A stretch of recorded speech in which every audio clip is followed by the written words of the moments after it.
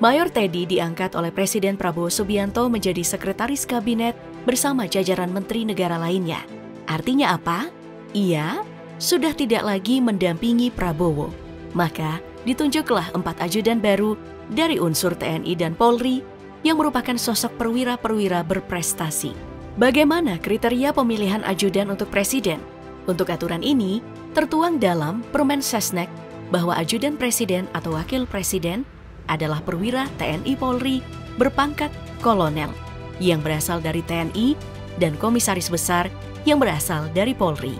Tugas dan tanggung jawabnya adalah memberikan dukungan staf dan pelayanan administrasi sehari-hari kepada presiden dan wakil presiden serta kepada istri atau suami presiden atau wakil presiden baik selaku kepala negara atau kepala pemerintahan maupun urusan pribadi. Dalam artian, selain menjaga keamanan sosok pemimpin, ajudan juga bertugas untuk mengatur administrasi serta kebutuhan pribadi pemimpin. Posisi ajudan ini lebih dekat dari pengawal pribadi dan tidak jarang bersentuhan langsung dengan kehidupan pribadi presiden. Kemampuan yang serba terbaik itu membuat ajudan presiden memiliki masa depan yang cukup cerah. Selepas menjadi ajudan, hampir pasti karirnya akan berlanjut ke perwira tinggi, bahkan menjadi pimpinan di institusi masing-masing, baik TNI maupun Polri. Maka dari itu, Sekretaris Militer pun menyiapkan orang-orang terbaiknya dari 4 matra, Angkatan Darat, Angkatan Laut, Angkatan Udara, dan Polri. Dari 16 kandidat yang disiapkan Sekmil, Presiden akan memilih masing-masing 1 orang dari perwakilan matra. Nama Kolonel Infantri Wahyo Yuniartoto dipilih menjadi ajudan Prabowo Subianto. Wahyo Yuniartoto adalah perwira TNI Angkatan Darat yang berasal dari Purbalingga. Prajurit kelahiran 1979 ini lulusan Akademi Militer tahun 2001 kecabangan Infantri Baret Merah berpangkat kolonel. Dan sebelum dipilih sebagai ajudan presiden, Wahyo menjabat sebagai komandan Grup 2 Kopassus. Mengapa Wahyo Yuniartoto yang dipilih? Ini karena karirnya yang cemerlang dan segudang prestasi yang ia pernah raih. Ia bahkan pernah jadi salah satu prajurit termuda yang menjabat sebagai asisten operasi Kopassus. Salah satu kemampuan atau keahliannya adalah sebagai motivator yang handal. Gaya bicaranya khas, runtut, terarah, jelas, tegas, bersemangat, dan berapi-api. Hal ini yang membuatnya sering diminta untuk memberikan motivasi, baik itu di kalangan militer maupun sipil. Makanya, Wahyo dipercaya menjadi manajer Timnas Pencaksilat Indonesia di kejuaraan dunia di Malaysia di tahun 2022, di mana Indonesia berhasil meraih gelar juara umum. Buat yang masih ingat juga nih, ia adalah perwira Kopassus yang ditantang duel oleh pelatih silat Vietnam di SEA Games 2023. Karir pendidikannya juga mentereng. Wahyo meraih gelar sarjana ekonomi di tahun 2014 dan menyelesaikan pendidikan S2 Strategi Pertahanan Darat pada 2018. Dia juga pernah mengikuti Susar Cup IF di tahun 2002. Kemudian, Selapa pada tahun 2012 dan Seskot pada tahun 2016. Wahyo juga menyelesaikan sejumlah pendidikan pengembangan spesialis di dalam dan luar negeri. Perwira lain yang ditunjuk sebagai ajudan presiden adalah Kolonel Anton Palaguna. Ia adalah lulusan Akademi Angkatan Udara tahun 2000, yang mana tugas terakhirnya sebelum diangkat sebagai ajudan adalah asisten operasi Kosek IKN. Apakah penunjukan Kolonel Anton Palaguna tepat? Menurut analis intelijen, pertahanan dan keamanan Ngasiman Joyonegoro, penetapannya dinilai tepat. Alasannya, karena Kolonel Anton punya pengalaman cemerlang. Ia berasal dari Korps Penerbang Tempur. Mengawali karir sebagai pilot pesawat tempur F-16, ia menguasai berbagai pesawat tempur, baik itu dari blok barat maupun blok timur. Selama 24 tahun ia bertugas dalam berbagai operasi matra udara dan operasi gabungan TNI, khususnya operasi pertahanan udara. Pengalaman ini langka dan memberikan perspektif tentang pola ancaman pertahanan udara. Pengalaman ini pun semakin diperkuat dengan berbagai prestasi penyelamatan lainnya. Kolonel Anton pernah mendapat penghargaan Well Done Award oleh Kepala Staf Angkatan Udara atas tindakan heroiknya menyelamatkan pesawat Sukhoi Su-30 Mk2 TS-3009 yang mesinnya meledak di udara akibat foreign object damage, sehingga alutsista mahal negara ini bisa diselamatkan tanpa ada korban. Selama berkarir sebagai prajurit di TNI Angkatan Udara, Anton juga beberapa kali berhasil mencegat dan memaksa pesawat asing yang melanggar wilayah nasional untuk mendarat secara paksa. Soal karir pendidikan, Kolonel Anton tercatat menyelesaikan S1 di Universitas Narotama, Surabaya.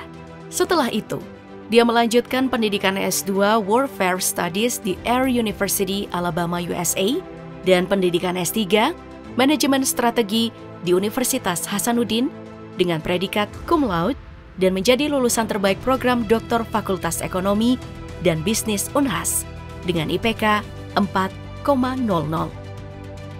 Selanjutnya ada Letnan Kolonel Romi H.B. Putra. Romi H.B. Putra lahir pada 1981 dan lulus dari Akademi Angkatan Laut tahun 2002. Dalam karir militernya, Romi memiliki segudang prestasi yang patut dijempoli. Romi H.B. Putra menyelesaikan pendidikan spesialisasi perwira pelaut pada tahun 2009 dan kemudian melanjutkan pendidikan di International Maritime Officers Course di Amerika Serikat pada tahun 2013. Karir Letkol Romi terus berkembang dengan mengikuti pendidikan berjenjang termasuk Dikmatra II tahun 2015 dan Australian Command Staff College tahun 2018. Dan pada Dikmatra III TNI Angkatan Laut, Angkatan 12, Romi berhasil meraih predikat lulusan terbaik. Prestasi Letkol Romi tidak hanya terukir dalam pendidikan, tetapi juga di lapangan. Tahun 2016, ia mendapatkan penghargaan dari Kementerian Kelautan dan Perikanan atas keberhasilannya dalam memberantas illegal fishing dengan KRI Sura 802. Kapal yang dipimpinnya berhasil menangkap kapal ikan asing ilegal dalam jumlah terbanyak. Tidak hanya bertugas di dalam negeri, Romi juga berpengalaman dalam penugasan luar negeri. Ia pernah ditugaskan di Belanda, Jerman, dan Prancis pada tahun 2007 untuk Factory Training Corvette Sigma. Sementara dari Polri terpilih nama Komisaris Besar Ahri Sonta Nasution. Ahri adalah lulusan Akademi Kepolisian tahun 2002 yang mana sebelumnya menjabat sebagai Sekretaris Pribadi Kapolri Jenderal Listio Sigit Prabowo, yang sempat jadi sorotan karena mendapat kenaikan pangkat luar biasa dari Ajun Komisaris Besar Polisi AKBP menjadi Komisaris Besar Polisi. Banyak yang kemudian meragukan kemampuannya. Tapi kalau kita bicara karirnya di kepolisian, ia punya rekam jejak cemerlang. Pria kelahiran Bandung 2 April tahun 1981 ini sempat mengemban tugas dan terlibat dalam operasi penting di lingkup Polri. Ia terlibat dalam Satuan Tugas Khusus Operasi Nemangkawi di Papua dan merupakan bagian dari tim yang menangkap Joko Chandra di Malaysia terkait kasus korupsi pengalihan hak tagih Bank Bali. Saat menjabat sebagai Kepala Unit 2 Subdit 2 di Tres Narkoba Polda Metro Jaya, Ahri berhasil mengungkap kasus narkotika dalam jumlah besar. Selain itu, Ahri juga memiliki gelar Doktor Ilmu Kepolisian yang diraihnya pada 2018. Ahri juga menempuh berbagai pendidikan kejuruan di luar negeri, termasuk di Belanda, Jerman, dan Florida. Di balik layar istana, hidup para ajudan presiden seringkali tidak terlihat oleh publik. Namun, mereka memainkan peran penting dalam mendukung jalannya pemerintahan. Maka, salah satu aspek yang paling menarik kita bahas adalah besaran gaji dan fasilitas eksklusif yang mereka terima. Gaji ajudan presiden bervariasi tergantung pada pengalaman, jabatan, dan tanggung jawab yang diemban. Secara umum, gaji ajudan presiden di Indonesia berkisar antara 10 juta hingga 30 juta rupiah per bulan. Angka ini mencakup gaji pokok dan tunjangan. Sebagai pegawai negeri sipil atau pegawai khusus, ajudan juga mendapatkan tunjangan kesehatan, tunjangan transportasi, dan tunjangan lainnya sesuai dengan peraturan yang berlaku. Selain gaji yang kompetitif, ajudan presiden juga menikmati berbagai fasilitas eksklusif. Ajudan seringkali mendapatkan fasilitas akomodasi yang memadai, seperti rumah dinas atau apartemen yang dekat dengan lokasi kerja. Punya akses ke kendaraan dinas, yang mana kendaraan ini tidak hanya digunakan untuk kegiatan resmi, tetapi juga untuk keperluan pribadi dalam batasan tertentu. Selain itu, mereka biasanya mendapatkan pengawalan dari satuan keamanan, baik saat menjalankan tugas resmi maupun dalam aktivitas sehari-hari. Ajudan juga memiliki kesempatan untuk mengikuti pelatihan dan pengembangan diri, baik dalam bidang keamanan, protokoler, maupun manajemen. Selain itu, mereka memiliki jaminan kesehatan yang mencakup perawatan medis di rumah sakit tertentu, serta asuransi kesehatan yang komprehensif.